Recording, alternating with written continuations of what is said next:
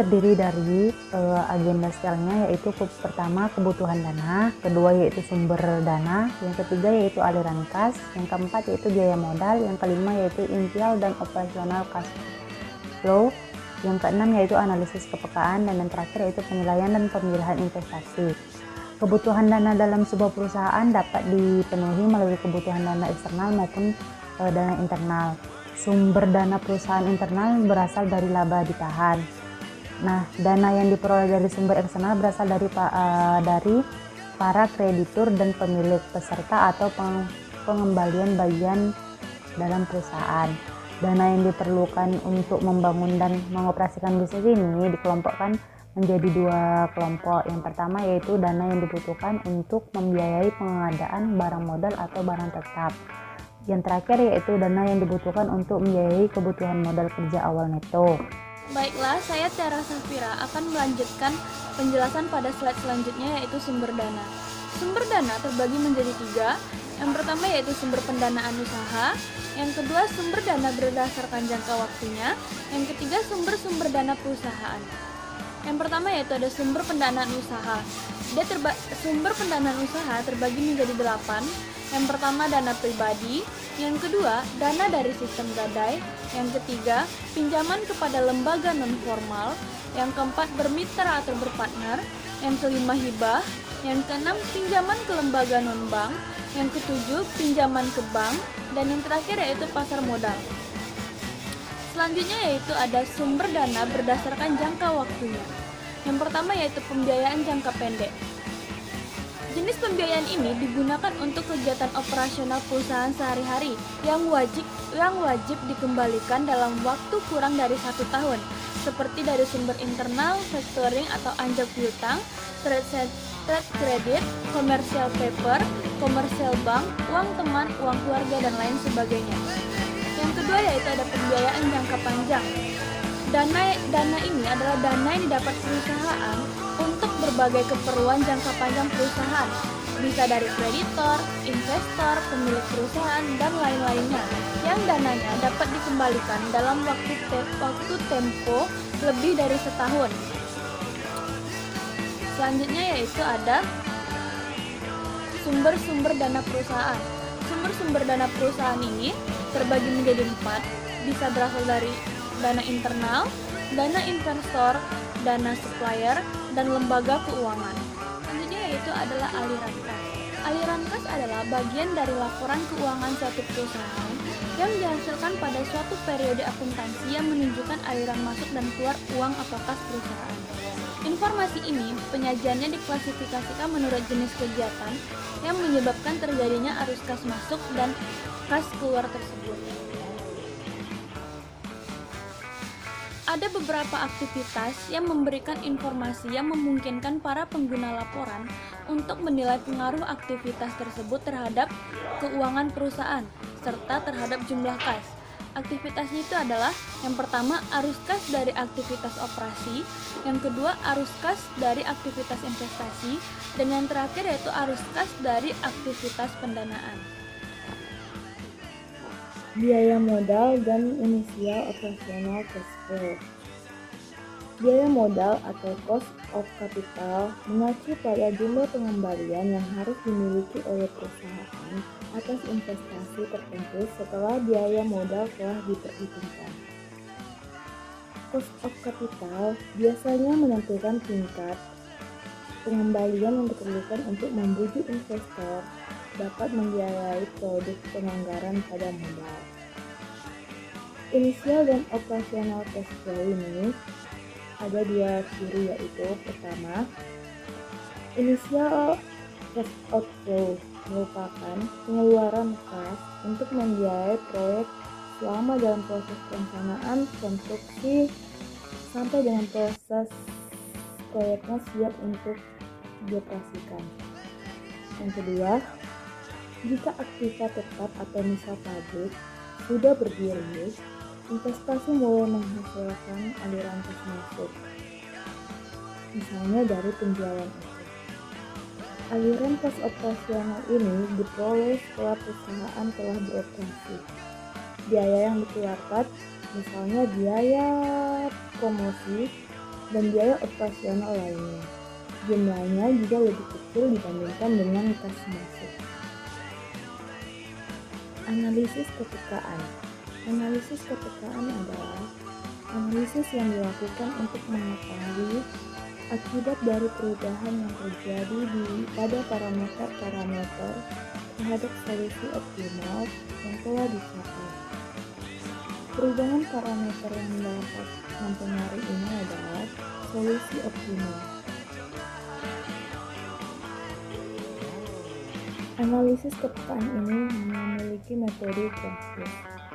Metode praktis ini memiliki ciri yaitu yang pertama, perubahan koefisien fungsi tujuan untuk variabel non-basis. Yang kedua, perubahan koefisien fungsi tujuan untuk variabel basis. Yang ketiga, perubahan pada ruas kanan fungsi pembatas. Yang keempat, perubahan kolom untuk suatu variabel non-basis. Yang kelima, penambahan suatu variabel atau aktivitas baru. Yang keenam, penambahan suatu pembatas baru. Selanjutnya ada penilaian dan pemilihan investasi. Penilaian dan pemilihan investasi ada dua, yaitu capital investment dan financial investment.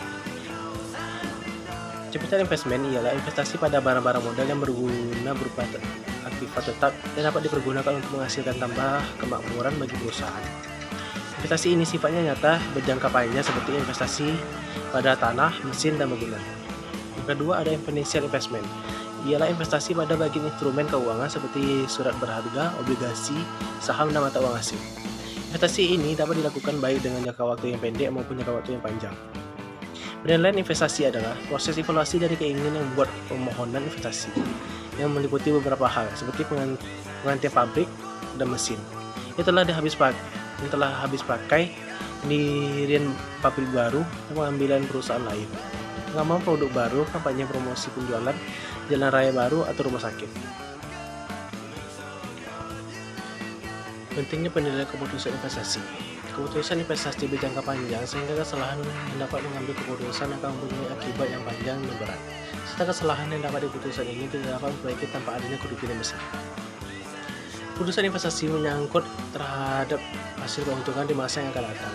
Kesalahan dalam mengadakan ramalan akan dapat mengakibatkan terjadinya over atau under investment yang akhirnya merugikan perusahaan.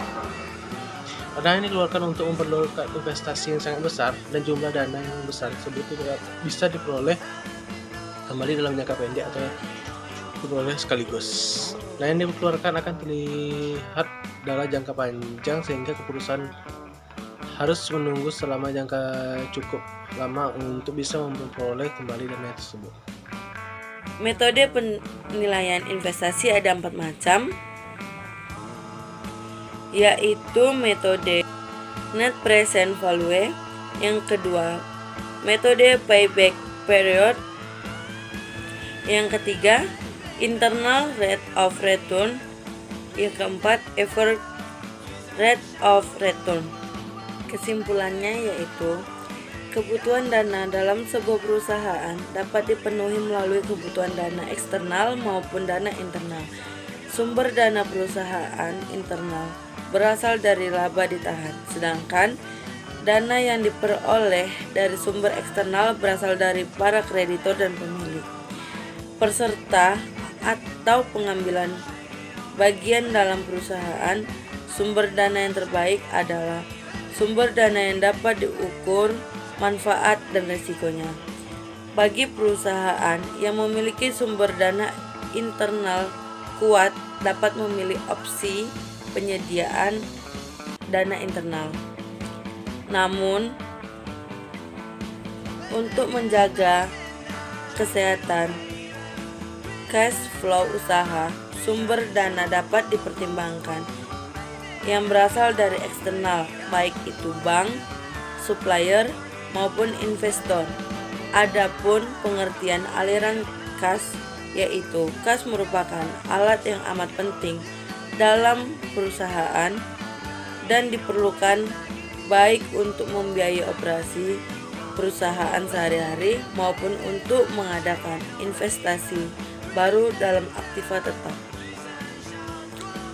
biaya modal atau cost of capital mengacu pada jumlah pengembalian yang harus dimiliki perusahaan atas investasi. Biaya modal atau cost of capital mengacu pada jumlah pengembalian yang harus dimiliki perusahaan atas investasi tertentu setelah biaya modal diperhitungkan. Cost of capital biasanya menentukan tingkat pengembalian yang perlu untuk membujuk investor untuk membiayai proyek penganggaran modal. Rumus biaya modal ada dua, yaitu menghitung biaya modal individual dan menghitung WACC. Aliran kas atau cash flow terbagi menjadi dua, yaitu initial cash outflow yang merupakan pengeluaran kas untuk membiayai proyek selama dalam proses perencanaan, konstruksi sampai dengan proyek siap untuk dioperasikan. Aliran kas awal terjadi pada awal kegiatan investasi, dan aliran kas operasional atau operational cash flow biasanya merupakan aliran kas masuk yang diperoleh setelah perusahaan beroperasi. Adapun pengertian analisis kepekaan adalah analisis yang dilakukan